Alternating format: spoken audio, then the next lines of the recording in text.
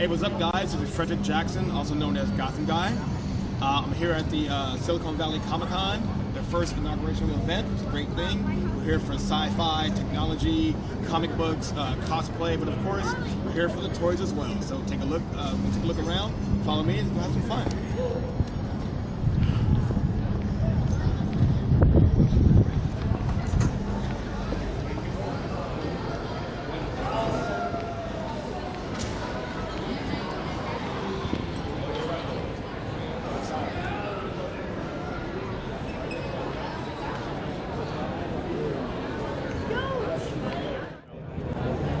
Create our own story.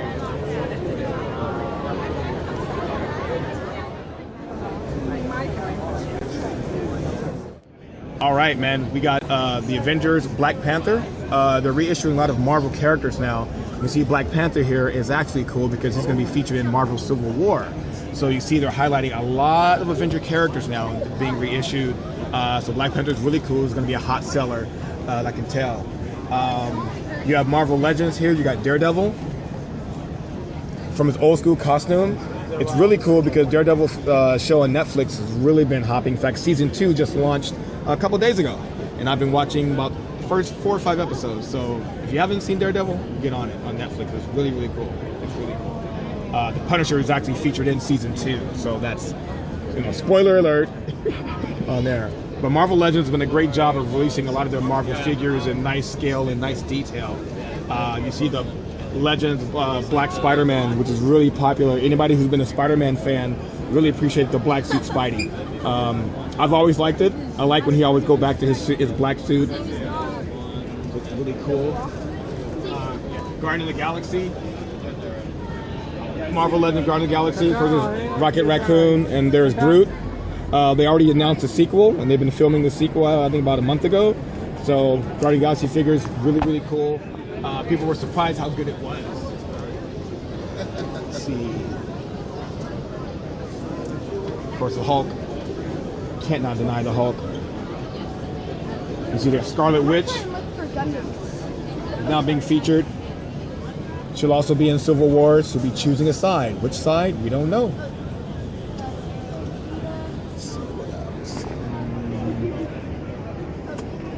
Lots of cool stuff. Classic Wolverine from Marvel Legends. That's a suit that Hugh Jackman, everybody hopes that he will wear in his last Wolverine film.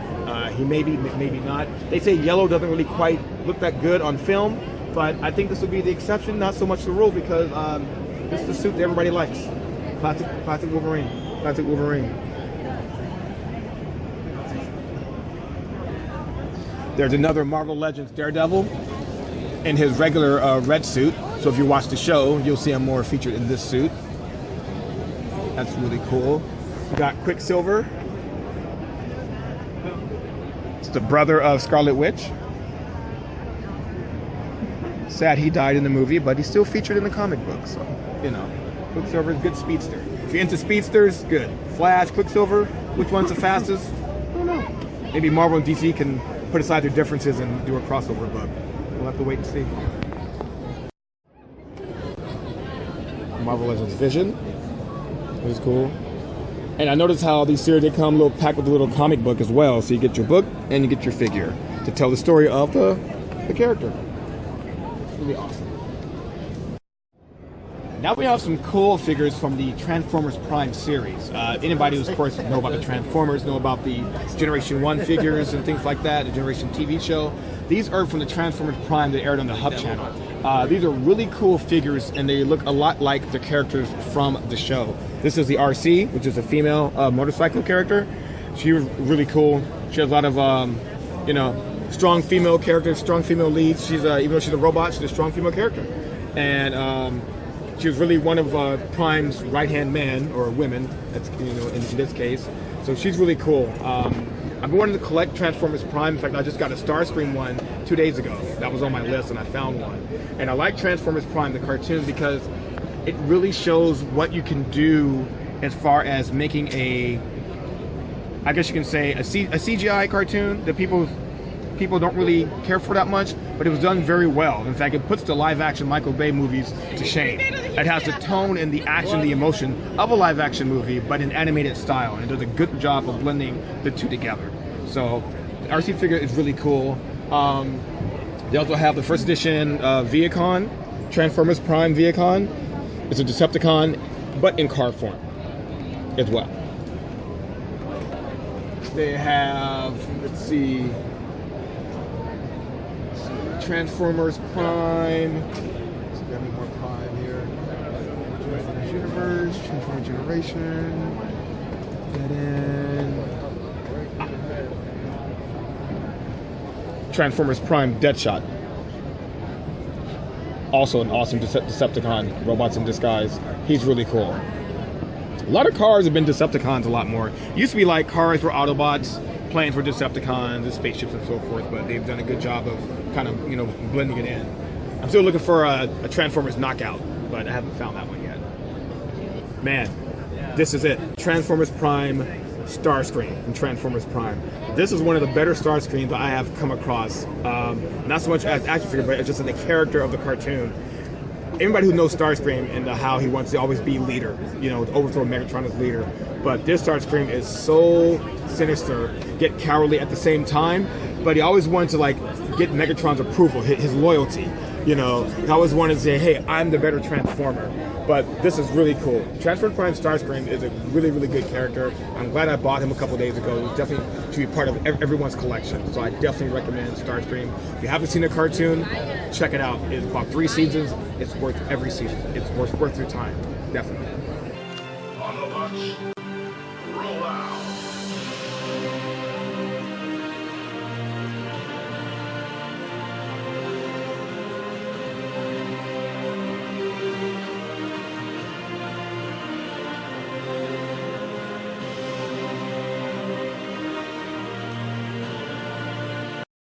All right, now we come to the DC. It's all about I'm kind of I'm Marvel and DC, but if I pick one, I would definitely go with DC. Definitely. But DC has been releasing a lot of their cool lines based off the actual comic books artists as well. So here you have the DC Essentials Wonder Woman, the DC Icons Green Arrow, DC Comics DC Icons Deadman. As a character, he's very mysterious. He's like a spirit type of character. Not so much a hero or villain, just a spirit. Mr. Miracle. Don't know much about him, but I know he looks cool. You know, there. And then you have your regular Justice League figures of Wonder Woman, Standard Wonder Woman. You also have Constantine now is being introduced to had his show. Didn't do very well, but now he's part of the Arrowverse, I believe. We got Stargirl, part of the Justice League, and of course, Green Lantern, Hal Jordan figure. Part of the New 52 line.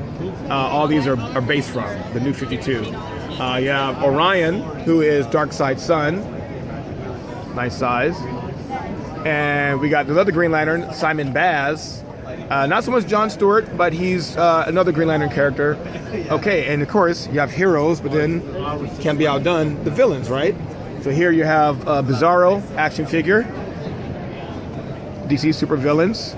Really good detail on these as well. They're scaled properly, and they're also posable as well. And that's really good when you're want to display your figures. Captain Cold, Leonard Snart. What can be said about this guy, man? This guy's awesome. If you haven't watched the Flash show, if for no other reason, Captain Cold, Leonard Snart. This guy is awesome. He's a villain, but you kind of love him. He's like one of the best villains out there. Man. His dialogue is poetic. Definitely poetic. Now we come to Harley Quinn. Yeah. And Harley is the hottest female character out there. This is a Harley Quinn from the Suicide Squad collection. Of course, she's going to be featured in the Suicide Squad movie. Here, she's in her different outfit, different than the Harley Quinn that we all know. And people are split between which Harley they want to have in the movie. This is the one from Suicide Squad, a little more risque. Her outfit's a little more revealing, stuff like that. Compare that to, excuse me, the Court Jester Harley Quinn. So this is the one based from Batman the Animated Series. This is the one that everybody knows Harley from. She was introduced in the animated series, and then she was and then she was introduced into the comic book. So this is the original one outfit. People love this one probably a lot more than the other one. Will she have this outfit in the movie? We don't know. If they show an Easter egg or something, that would be awesome. But for right now, people are torn. But Harley Quinn, the character is great, but people prefer the animated version. So this is the black and white series of DC Collectibles. They also have the Batman one as well, black and white. Very, very good detail. They're scaled very good. And what's a Harley Quinn without Mr. J? It's also the black and white collection Joker, created by, scaled by Jim Lee. So this is the Jim Lee scale, design of the Joker. You can see very much accent on his mouth, his hands, the bow tie, very pronounced. I like his face. Love his design. With William Shatner being here at Silicon Valley Comic Con, I'm seeing a lot more people dressed in Star Trek outfits, and I'm really impressed with that. Hopefully this will make them think of having an actual sci-fi convention, which is primarily Star Trek and Star Wars. So that would be something interesting to do.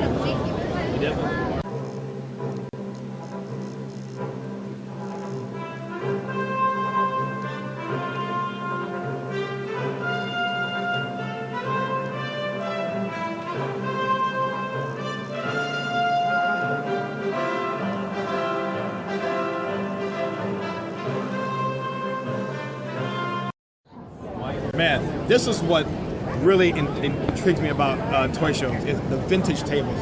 And right here is where it all started with collecting, man. Vintage toys. Everything from like G.I. Joe toys and vehicles, the original figures. A lot of them are sitting in mom's attics and basements. You got the old school Star Wars, Return of the Jedi, the AT-AT AT-AT. You have old school holdable figures. Even though they're sold loose because you can't really find toys anymore, mint that much, but they're still cool. You got Star Wars figures as well. This is what got us into toy collecting, our childhood coming to life, and to revisit it 20, 25 years later, it's just incredible. It brings you back as a kid. It kind of makes you realize this is why I started collecting. This was the reason, that passion, that excitement of buying toys. You know, it doesn't go away no matter how old you get. It stays the same and everything. These over here show you a couple of vintage ones. Here's the original Transformers, Optimus Prime G1. These were Transformers were die-cast metal. It had a lot more metal than plastic. Now toys are a little more plasticky, but back then you had die-cast metal, so it had a lot more detail. Optimus Prime came with a robot and also his trailer as well. At the time, I think they went for about $49 back in the 80s. I think this value about $300 now for something like that. But it's still in the box, and that's what keeps its value going and everything. We got some He-Man figures. I can't really show you because it's behind a case, but these are the original Masters of the Universe characters. You have King Randor, which is He-Man's father, going for $150. Impressive. These have not been opened. That's why the value is so high. You got Beastman. You have the Sorceress. You have Orko, who's magic. Could never get it right. You got Tila. You have a couple of other ones. Webster. And a bunch of others. Really, really cool figures. Really cool. I remember as a kid collecting He-Man figures. I had to team up with my cousin. He would buy figures and I would get figures, and we, I'd go over his house and we, build our little battle and play sets together. The only way we could do it. There was too many figures. We couldn't buy everything. It was incredible. Star Wars mint and packaged old school Return of the Jedi figures. You have the Imperial Guards. Wow. You have an Air Wing pilot. You got the Ewoks. Papalo, the leader of the Ewoks. All still mint on card. any Star Wars fan, any Star Wars collectible, always try to find the mint on cards on their figures. They can't get it mint on card, they go for the loose. But, you know, the pure collector want it to be sealed because they don't want to open it up or display them. They just want to just own them and have them. And also, speaking of He-Man, we also have the Princess of Power figures as well. My friend was looking for a She-Ra figure, but she couldn't find one. But they have other figures. They got Bo character right here, as well as some other ones. So She-Ra was really, really popular. The show didn't last as long as the He-Man show, but still, she was a very popular character. Anybody who's really watched cartoons in the 80s, remember Thundercats. We got Thundercats, Thunder Wings, vehicles.